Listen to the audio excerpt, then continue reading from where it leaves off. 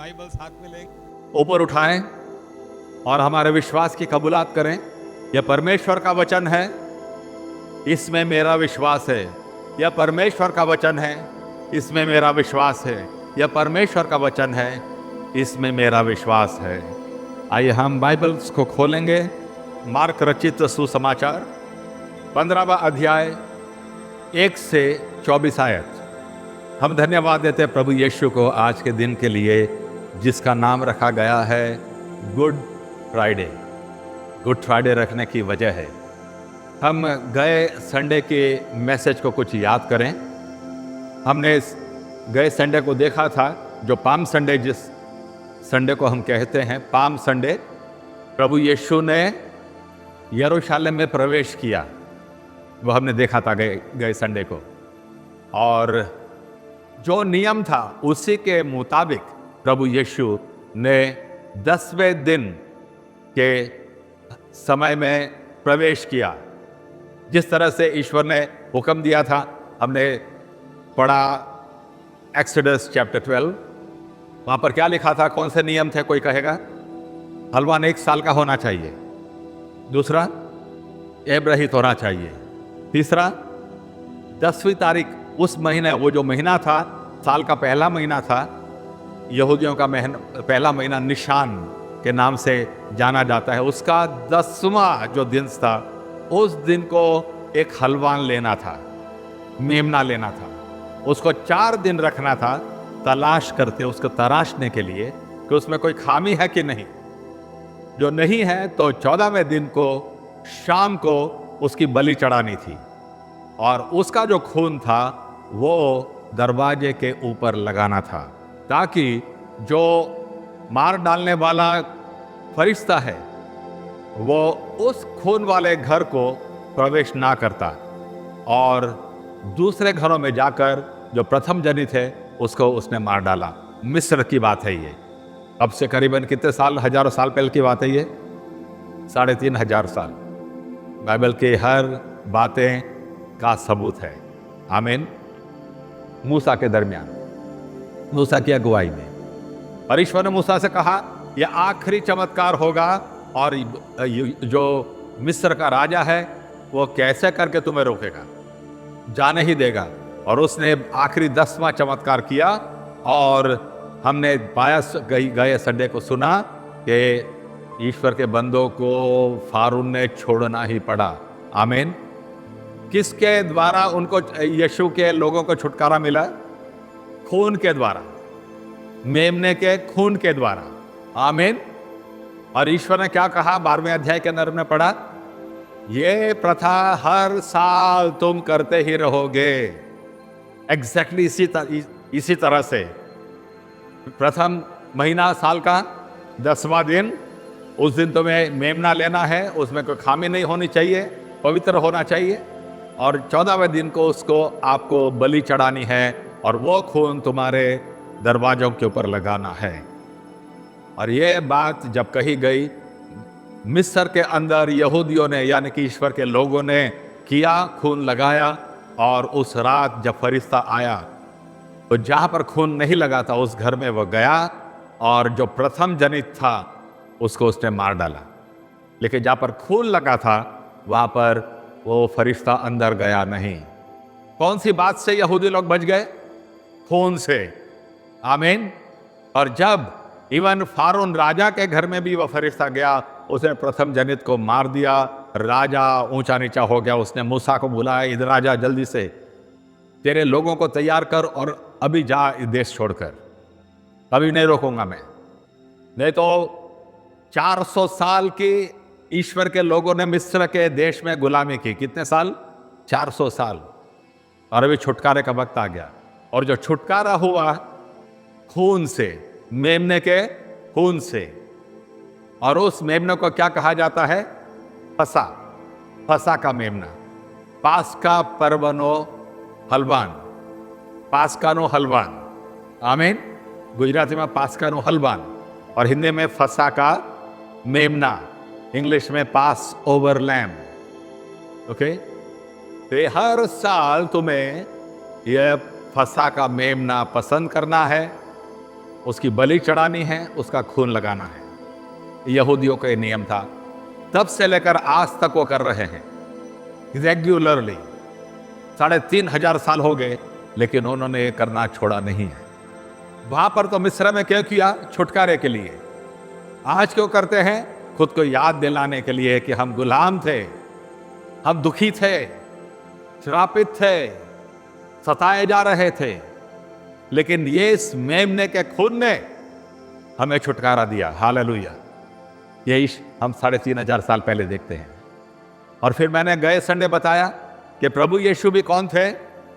फसह का मेमना था। आमीन। देखे तो फिर से देख लें, पहला कोरिन्थी का पत्र 5वां अध्याय 7वीं आयत। નવા કરારમાં પાના નંબર 165, તમે જૂના ખમીરને કાઢી નાખો, જેથી જેમ તમે બે ખમીર છો તેમ તમે નવા લોંદારૂપ થઈ જાઓ, કેમ કે આપણા પાસ્કા યજ્ઞ ખ્રિસ્તનું બલિદાન પણ આપણી વતી આપવામાં આવ્યું છે। हमारा फसह का मेमना है। कौन है?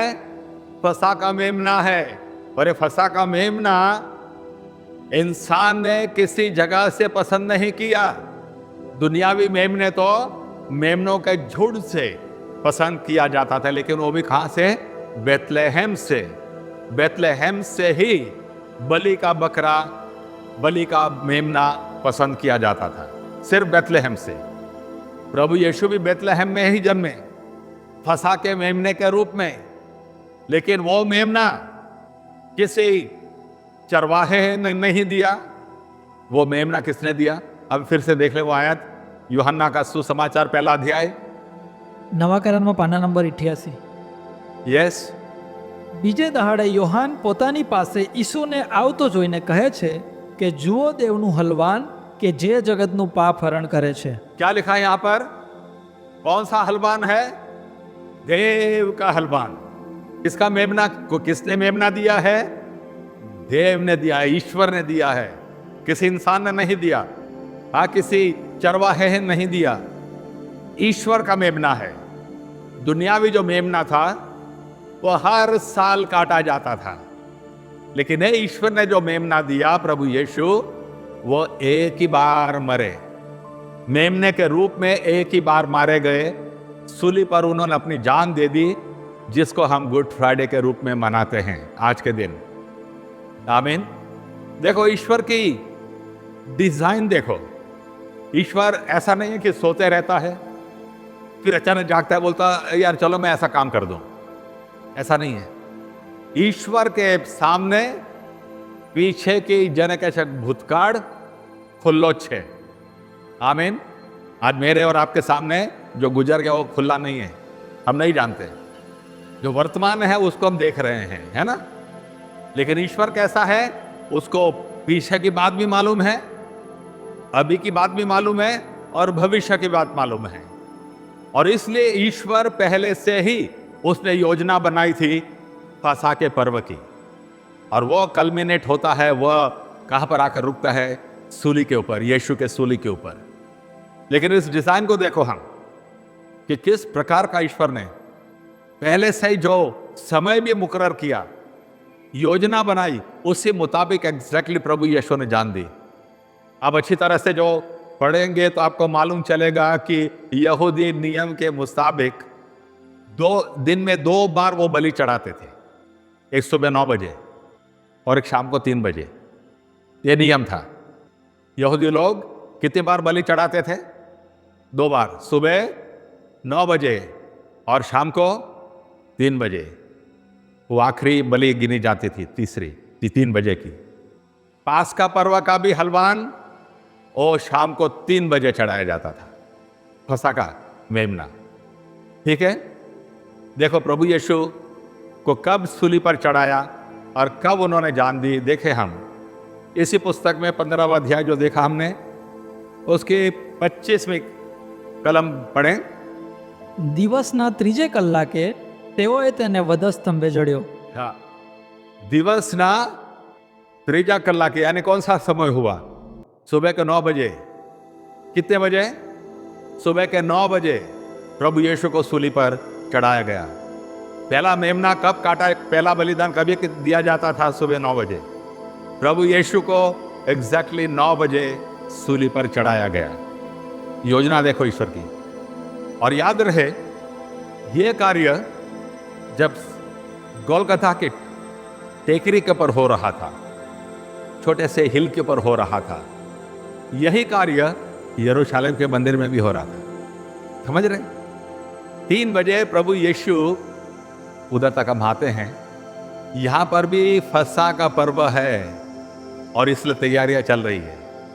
फिर देखो आगे देखते हैं उसकी 33वीं कलर। છઠ્ઠો કલાક થયો ત્યારે આખા દેશમાં 9મા કલાક સુધી અંધકાર છવાઈ રહ્યો। क्या लिखा यहां पर? 6वें घंटे से, यानी एक और दूसरा को समझाना पड़ेगा आपको, उसकी उसमें नहीं जाते, लेकिन इतना समझ लो, 12 बजे से 3 बजे तक अंधियारा छाया रहा। प्रभु यीशु को सूली कब चढ़ाया गया? 9 बजे। 12 बजे अंधेरा शुरू हुआ और 3 बजे तक सारी दुनिया पर अंधेरा छाया रहा। मैंने आपको इसके सबूत भी दिए थे। आज भी साइंस ये मानती है, कंप्यूटर से कैलकुलेशन करके वो समय था 3 घंटे के लिए सारी दुनिया पर अंधेरा था। ये तो चलो आप ऐसा कहेंगे कि एक वेस्टर्न रिलीजन है, वेस्टर्न लोग उसको किसी भी तरह से प्रोत्साहित करने के लिए कुछ भी प्रूफ रखते होंगे, लेकिन चाइनीज लोग जो हैं, उनके जो डायनेस्टीज थी, उनके जो राजा थे, वे इतिहास लिखते थे। उनके पास इतिहासकारक रहते थे। जो हान डायनेस्टी थी चाइना की, उस समय 2000 साल पहले जब राज कर रहे थे, उनका इतिहासकारक लिख रहा है दोपहर को 12 बजे अंधियारा छा गया और 3 बजे तक वो अंधियारा रहा। चाइना तो बहुत दूर है इजराइल से। ये इतिहास में लिखा हुआ है। कौन से इतिहासकार ने? जो ईश्वर में नहीं मानते थे, यीशु को नहीं मानते थे, यीशु के बारे में जानते भी नहीं थे, लेकिन वो इतिहासकार ऐसा लिख रहा है कि दोपहर को 12 बजे अंधियारा छा गया सारी दुनिया के ऊपर 3 बजे तक। और फिर उसका एक्सप्लेनेशन देता है कि जरूर से जो कुछ ऐसा हुआ है तो जरूर से कोई बहुत ही पवित्र इंसान को मार डाला जा रहा है किसी जगह पर। वो इतिहासकार ने लिखा है। उसको मालूम नहीं था कि यरूशलेम में प्रभु यीशु को मार डाला जा रहा है, उसको नहीं मालूम था, लेकिन यहां पर वो लिख रहा है। आपको वीडियो देखना तो मैं दूंगा, आपको सुनना। और फिर ईस्टर के दिन वो ऐसा लिखता है कि आज कुछ विशेष दिन लगता है, वो जिस इंसान को मार डाला गया है वो लगता है जिंदा हो गया है। वो इतिहासकार लिख रहा है, जिसको कुछ मालूम नहीं था इजराइल में क्या हो रहा है। हजारों मील वो दूर है। आपको वीडियो देखना तो मैं दूंगा आपको। वो जो हिस्टोरियन ने लिखा है, इतिहासकार ने लिखा है, वो बताऊंगा आपको। तो 3 बजे तक अंधियारा छा रहा, 12 से 3। और प्रभु यीशु ने उसके बाद देखो, फिर से पढ़ें 33 और 34। છઠ્ઠો કલાક થયો ત્યારે આખા દેશમાં 9મા કલાક સુધી અંધકાર છવાઈ રહ્યો। 9મા કલાકે ઈસુએ મોટે ઘાટે બૂમ પાડી કે એલોય એલોય લમા સબકથની, એટલે મારા દેવ તે મને કેમ મૂકી દીધો છે। फिर से पढ़ो। છઠ્ઠો કલાક થયો ત્યારે આખા દેશમાં 9મા કલાક સુધી અંધકાર છવાઈ રહ્યો। 9મા કલાકે ઈસુએ મોટે ઘાટે બૂમ પાડી કે એલોય એલોય લમા સબકથની, એટલે મારા દેવ તે મને કેમ મૂકી દીધો છે। ओके, ये कौन सा टाइम है? कितना टाइम है? 3 बजे का। प्रभु यीशु ने आवाज लगाई और उसके बाद दूसरे भी वर्ड्स उसने सूले से पुकारे। आगे पढ़ते हैं हम, यानी घर जाकर पढ़ लेना। और प्रभु यीशु ने करीबन 5 बजे के आसपास अपनी जान दे दी। शाम के 5 बजे के आसपास अपनी जान दे दी सूली के ऊपर। क्यों? क्योंकि 6 बजे से कौन सा पर्व शुरू, कौन सा दिन शुरू हो रहा था? यस, साबत दिन। यहूदियों के लिए साबत दिन शुरू हो रहा था। साबत दिन शुरू हो जाए तो यहूदी लोग कुछ भी काम नहीं करेंगे, कुछ भी नहीं। इसलिए प्रभु यीशु को मार तो डाला, उनको दफनाना भी था, गाड़ना था जमीन में। तो प्रभु यीशु ने 5 बजे के आसपास अपनी जान दे दी और 6 बजे के आसपास सब काम पूरा करके यहूदी लोग अपने घर भी चले गए। एग्जैक्टली उसी टाइम जिस टाइम पर फसह का पर्व मनाया जाता था, एग्जैक्टली उसी टाइम पर, कोई उसमें गलती नहीं। ईश्वर की योजना देखो, 3,500 साल पहले जो योजना बनाई वो प्रभु यीशु में आकर संपूर्ण हो गई। हालेलुया। हमारे लिए हमारा फसह का मेमना प्रभु यीशु सूली पर अपनी जान देता है। हालेलुया। तो अभी ये प्रश्न हम करें कि सूली पर प्रभु यीशु ने जान दी 2000 साल पहले, तो हमें क्या, हमें जरूर से इससे वास्ता है। क्यों? क्योंकि जो मेमना मिस्र के अंदर बलि चढ़ाया गया, उसका खून दरवाजे पर लगाया गया, उसी से ईश्वर के लोगों को मुक्ति मिली, उसी से वे गुलामी में से छुटकारा पा गए। हालेलुया। उसी से मिस्र में से वो बाहर आ गए। खून उनके लिए बहुत जरूरी था, वो बलि उनके लिए बहुत जरूरी थी, इतनी जरूरी कि आज भी हर साल वो बात को याद करते हैं। 12वां अध्याय अच्छी तरह से पढ़ लेना जाकर घर पर। ऐसा लिखा, ईश्वर ने हुक्म दिया हर साल तुम इसको मनाओगे, और जब तुम्हारे बच्चे तुम्हें पूछेंगे ये क्या है पापा, तो तुम दोहराओगे कि हमारे पूर्वज गुलाम थे मिस्र में, ईश्वर ने इसी खून से हमें छुड़ाया है। हालेलुया। तो जो वो फसह का मेमना जिसका खून मिस्र में बहाया गया, उसको आज भी याद करते हैं। तो ये तो ईश्वर का मेमना, फसह का मेमना, उसने खून बहाया मेरे और आपके लिए 2000 साल पहले। उससे मुझे और आपको गुनाहों में से मुक्ति मिली है, पाप से छुटकारा मिला है, शैतान के हाथ से हमें छुड़ाया गया है। ऐसे प्रभु यीशु ने जान नहीं दी। देखो, एक गुनहगार को मार डाला जाता है, सजा दी जाती है।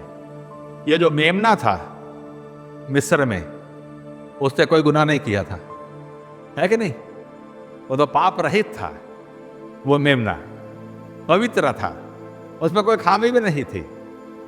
ऐसे मेमने को काट कर खून लगाया उसका, तो मेमने में तो कोई खामी नहीं थी कि उसको मार डाला जाए। लेकिन मेमना किसके लिए मर रहा था? ईश्वर के लोगों के लिए। ईश्वर के लोगों के लिए अपनी जान दे रहा था। हालेलुया। ईश्वर के लोगों के लिए अपना खून बहा रहा था। हालेलुया।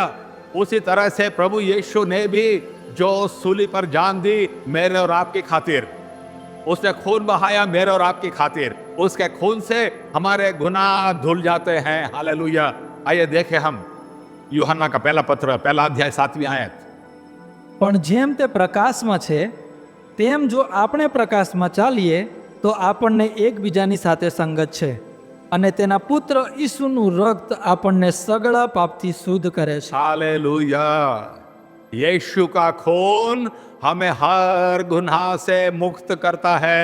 आओ अपने साथे મળીને વાંચીએ કલમ। चलो बीजो भाग वाँचिए। 7वीं आयत का दूसरा भाग पढ़ेंगे। અને તેના પુત્ર ઈસુનું રક્ત આપણને સગળા પાપથી શુદ્ધ કરે છે। और एक बार, અને તેના પુત્ર ઈસુનું રક્ત આપણને સગળા પાપથી શુદ્ધ કરે છે। हालेलुया। एक बात हमें जाननी पड़ेगी, माननी पड़ेगी, स्वीकारनी पड़ेगी कि जो पाप है वो कोई हटा नहीं सकता, कोई मिटा नहीं सकता। मालूम क्यों? पाप यानी क्या है? ईश्वर के विरुद्ध किया गया कार्य, बोला गया शब्द, वर्तन किया गया ईश्वर के विरुद्ध। किसके विरुद्ध? ईश्वर के। ईश्वर के विरुद्ध कुछ भी हम करते हैं उसे पाप कहा जाता है। आमीन। अच्छी तरह से सुनना, ईश्वर के विरुद्ध किया गया कोई भी काम है, बोली है, वो सब पाप गिना जाता है। आमीन। आदम और हवा ने कोई गलत काम नहीं कर दिया था कि उन्होंने पाप किया, ऐसा लिखा है। उन्होंने ईश्वर की आज्ञा का उल्लंघन किया, ईश्वर की आज्ञा को तोड़ दिया उन्होंने। इस तरह से आदम और हवा ने पाप किया। जो ईश्वर के विरुद्ध हम पाप करते हैं तो माफी कौन दे सकता है? ईश्वर ही। आमीन। ईश्वर के सिवाय कोई नहीं दे सकता। हमने जो ईश्वर के विरुद्ध कार्य किया है और मैं जाकर इमैनुअल भाई से कहूँ इमैनुअल मुझे माफ कर देना। अरे ईश्वर ऊपर से देखेगा, पाप मेरे विरोध कर रहा है और इमैनुअल के पास जाकर कहां से माफी मांग रहा है। कई लोग तो पाप की माफी नहीं मांगना चाहते, उसको ढांप देना चाहते हैं। किस तरह से? अच्छे कार्य से।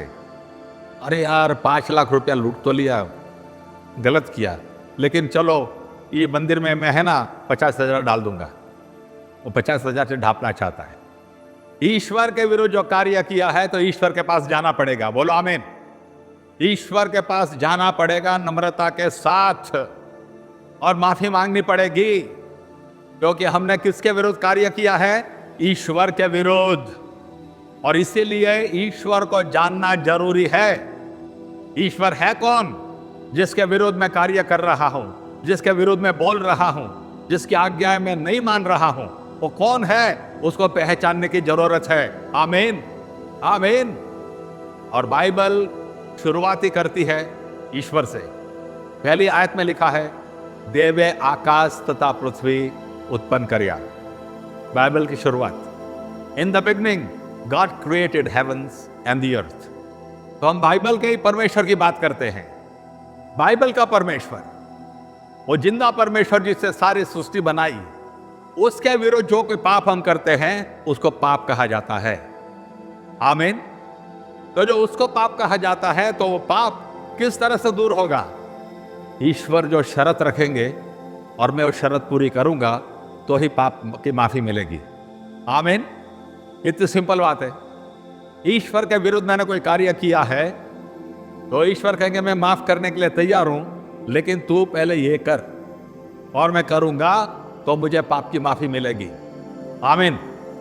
मेरे रीत रस्म से नहीं मिलेगी पाप की माफी, मेरे विचारों से नहीं पाप की माफी मिलेगी, मेरे क्रिया कांडों से नहीं माफी मिलेगी। ईश्वर के कहने से जो मैं करता हो जाऊं तो मुझे पाप की माफी मिलेगी। हालेलुया। और पापों की माफी के लिए ईश्वर ने जो रास्ता निकाला है, ये क्रिश्चियनिटी का रास्ता नहीं है, यहूदी धर्म का रास्ता नहीं है, ये अंग्रेजों का रास्ता नहीं है, ईश्वर का रास्ता है। और कौन सा रास्ता है? जो गुनाहों की माफी चाहिए तो यीशु के पास आकर उनके खून में नहाना जरूरी है। हालेलुया। यह ईश्वर की योजना है। ईश्वर से माफी चाहिए तो ईश्वर का कहना करना पड़ेगा, क्योंकि तुमने ईश्वर के विरुद्ध कार्य किया है। और ईश्वर का कहना यह है, गुनाह की माफी चाहिए तो प्रभु यीशु का खून हमारे लिए उपलब्ध है। हालेलुया। हमारे लिए बहता है, आज भी बहता है वो खून। उस खून में आज भी सामर्थ्य है, वो खून में आज भी जान है। मेरे आपके गुनाह को वो धो सकता है। हालेलुया। तो आज का दिन हमें बताता है कि हम गुनहगार थे, ईश्वर के विरुद्ध थे, हमने काफी गुनाह किए, पाप किए, पाप से लदे हुए थे। ऐसे इंसान को कौन प्रेम करे, कौन उठाए, कौन उसको मुक्ति दे? ईश्वर ने एक रास्ता निकाला, वो खुद इंसान बनकर आए। उन्होंने अपना निष्कलंक खून बहा दिया, सूली पर अपनी जान दे दी मेरे और आपकी खातिर। वो गुनहगार नहीं थे। जैसे वो मेमना जो काटा गया, बलि चढ़ाया गया मिस्र में, उसमें कोई गुनाह नहीं था, उसने कोई गलती नहीं की थी कि उसको काट डाला। वो तो निष्कलंक था, पाप रहित था, लेकिन लोगों के लिए उसने अपनी जान दे दी, लोगों के लिए उसने अपना खून बहा दिया। उसी तरह से प्रभु यीशु ने भी, जो निष्कलंक थे, पवित्र थे, आप अच्छी तरह से पढ़ेंगे तो आपको मालूम चलेगा कितने कोर्ट से प्रभु यीशु को गुजारा गया, उसमें से खामी ढूंढने के लिए। कोई भी इंसान उसमें से गुनाह खोज निकाल नहीं सका। उस जमाने की बहुत ही धार्मिक संस्था, जिसे सनहेद्रिन कहते हैं, 70 लोगों की बनी हुई, बहुत ही धार्मिक, एक नियम ऐसे से वैसा ना करे, ऐसी वो सनहेद्रिन, उसके सामने पेश किया प्रभु यीशु को। उन्होंने काफी कुछ प्रश्न किए, प्रभु यीशु में कोई भी गलती मालूम नहीं चली, एक पाप उसमें से ढूंढ नहीं निकाल सके। और दूसरी बात, उस विस्तार का जो गवर्नर था, हाकिम था, उसके सामने पेश किया, पिलातुस के सामने। पिलातुस ने उसको काफी प्रश्न किए और आखिर में उसने कह दिया, इसमें मैं कोई भी गुनाह देखता नहीं हो। और उसने हाथ धो दिए, इसमें एक भी गुनाह नहीं है। जो सैनिकों का सरदार था वो प्रभु यीशु को बहुत करीब से देख रहा था, एक एक पल देख रहा था।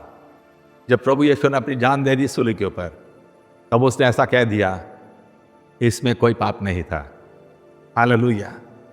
एक ही बंदा इस जहान पर जी गया जिसमें कोई पाप नहीं था, जिसमें कोई गुनाह नहीं था, वो है प्रभु यीशु मसीहा।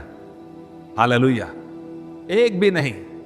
दूसरे लोगों को आप तलाशो, आप तलाश करो, कोई ऐसा बंदा नहीं प्रभु यीशु जैसा जो निष्कलंक हो, पवित्र हो, कोई भी उसमें खामी ना हो, सिर्फ प्रभु यीशु।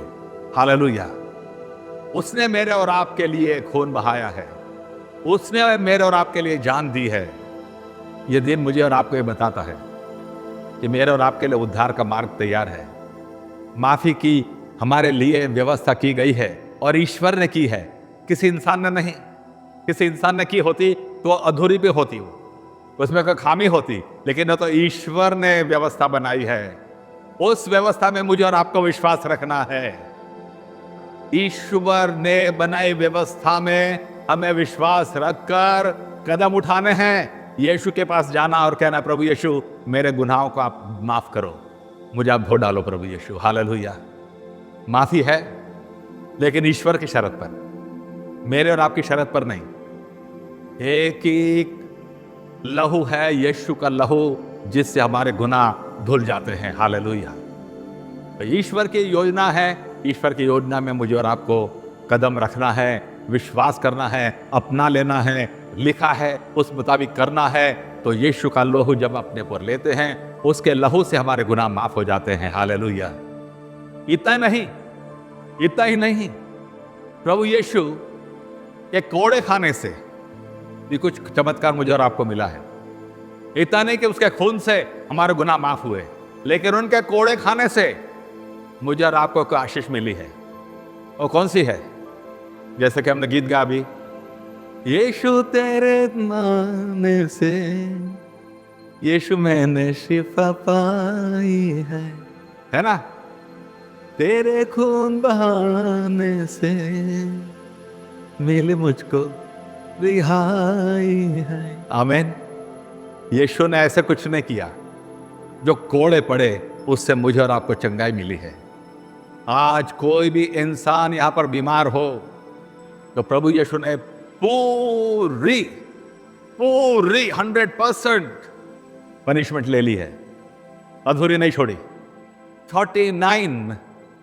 39 चाबुक उन्होंने खाए अपने शरीर के ऊपर। कोई भी गुनाह नहीं किया था उन्होंने, कोई पाप नहीं किया था, लेकिन फिर भी उन्होंने कोड़े खाए। क्यों? उनके कोड़ों से मुझे और आपको चंगाई मिलती है आज भी। हालेलुया। कई लोग मुझे पूछते हैं, अभी कल या परसों के दिन ही कौन बोल रहा था? हाँ, कल इंग्लैंड से रात को फोन आया था, लंदन से।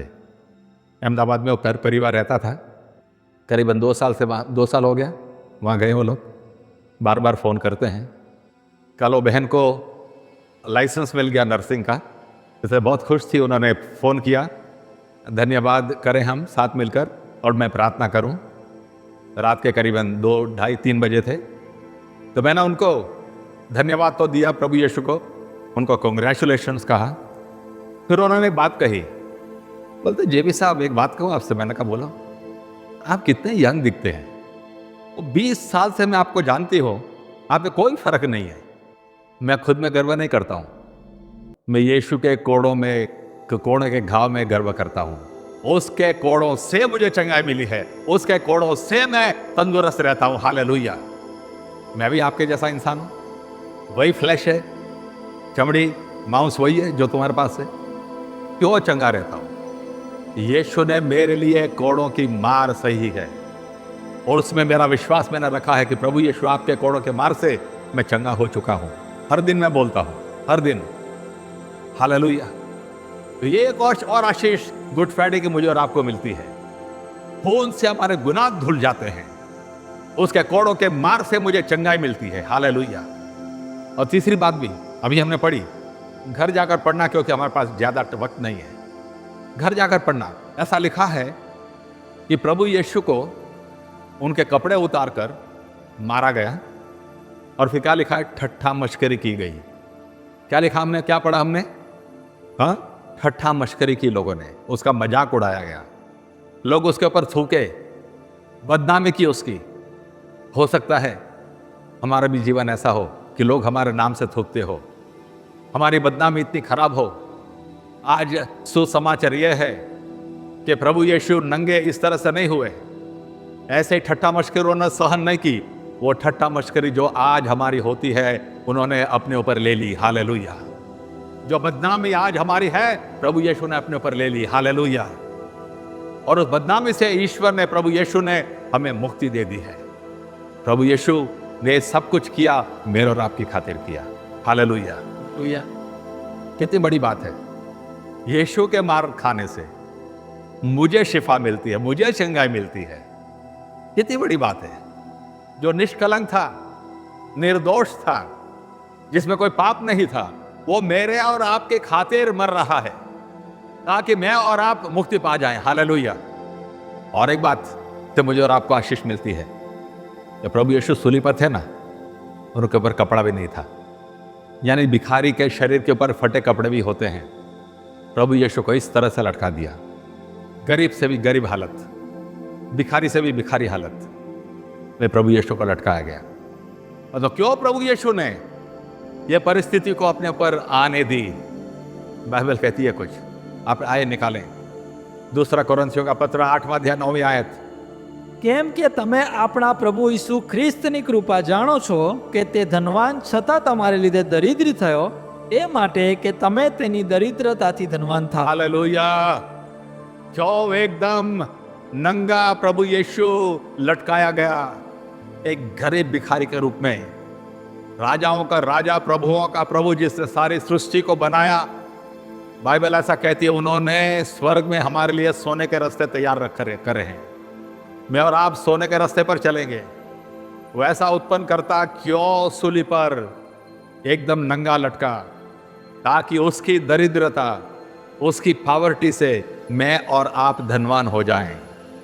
वह गरीब बना ताकि उसकी गरीबी से मैं और आप धनवान बन जाएं। क्योंकि जो कोई प्रभु यीशु के पास आता है, प्रभु यीशु उसके लिए दरिद्र बना, गरीब बना, ताकि उसकी दरिद्रता से हम अमीर हो जाएं। हालेलुया। गुड फ्राइडे मुझे और आपको बताती है कि आशीष का दिन है। वो आशीष ईश्वर की आशीष का दिन है। रोने धोने का दिन नहीं, छाती पीटने का दिन नहीं, उपवास करने का दिन नहीं। मैंने महू में मुझे बुलाया था, इंदौर के पास महू है, 8 दिन बोलने के लिए बुलाया था मुझे। तो गुड फ्राइडे के दिन मैंने यही कहा, आज का दिन तो बहुत खुशी का दिन है। सब उपवास रखकर आए थे। मैंने कहा आज का दिन खुशी का दिन, आज तो हमें अच्छे से अच्छा खाना चाहिए, आज सेलिब्रेशन करना चाहिए। चर्च पूरा हुआ, सब लोग जल्दी जल्दी घर भागे। एक घर में हमें जाना था, वहाँ पर भोजन रखा था हमारे लिए। हम गए तो हमने कहा अंकल कहाँ हैं?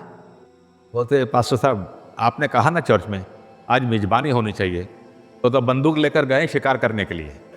अरे सच में आज का दिन खुशी का दिन है। हालेलुया। आशीर्वाद का दिन है। दुख की बात है, हमारे चर्च में एक ही राइफल है, एक ही बंदूक है, उनके पीछे पीछे हो लो सब आज। कल हो लेंगे, कल उनके पीछे जाना, आपको देखो खाना मिलेगा उनके द्वारा। तो प्रभु यीशु को मार डाला गया। लोग छाती कूटते हैं, रोते हैं, उपवास करते हैं। हम ऐसा नहीं करते। हमें तो उसकी वजह मालूम है। उस सूली से मेरे और आपके और आशीर्वाद आ रहे हैं, आए हैं, आ रहे हैं, आने वाले हैं। हालेलुया। हालेलुया। यह दिन सच में आनंद करने का दिन है। हाँ, आंसू जरूर से आए, लेकिन वो आनंद के आंसू होने चाहिए। ये जब मैं गीत गाता हूँ खुद, अब तेरे मार खाने से मेरा दिल भर आता है। क्या प्रेम है उसका, क्या मोहब्बत है उसकी, कैसा मैं इंसान गिरा हुआ, उसको ईश्वर कैसे इतना प्रेम कर सकता है। लेकिन एक बात यह है, वो दुख के आंसू नहीं होते हैं, हर्ष के आंसू होते हैं कि प्रभु ये एक नालायक को आपने प्रेम किया, और मुझे उद्धार दे दिया। हालेलुया। और आज भी आपकी आशीष में पा रहा हो गुड फ्राइडे के दिन के लिए। हालेलुया। सब खड़े हो जाएं।